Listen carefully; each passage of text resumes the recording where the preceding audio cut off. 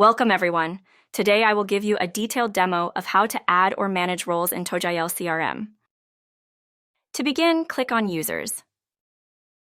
Now click on Manage Roles. Next, click on Create Role.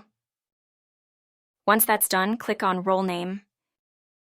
Enter the name of the role you want to create. This helps identify the purpose or level of access assigned to the role. Next, click on Toggle button to enable or disable IP address restriction. Enable or disable IP address restrictions to control where users can log in from. Turning this on ensures access is only allowed from approved IPs, adding an extra layer of security to your account. Next, click on this tab. Specify the IP address you'd like to whitelist.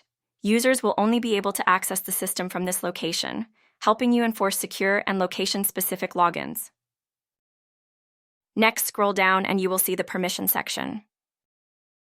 The Permission section lets you control who can access, view, or modify specific features by assigning roles and access levels to users. Next, click on Toggle bar, assigned to each feature, and enable it to give that particular access to the user. Once that's done, click on Confirm. Similarly, you can enable other features for the user.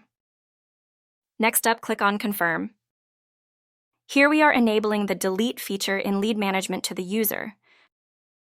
If you click on the name of each feature, then you get a list of sub-features that you can give the user access to. Afterwards, enable accesses to the user, then click on Confirm. Similarly, you can provide administrative access to your created role. Here I am giving task access to the created role. Next, I am enabling the email access, followed by call access. You can assign a role with as many accesses as required, allowing users in that role to manage various settings, permissions, and system operations. Click on Toggle bar to assign special access to the role. Special access allows you to grant specific permissions outside of standard roles, giving selected users access to restricted modules, confidential data, or advanced settings. Once done, click on Confirm.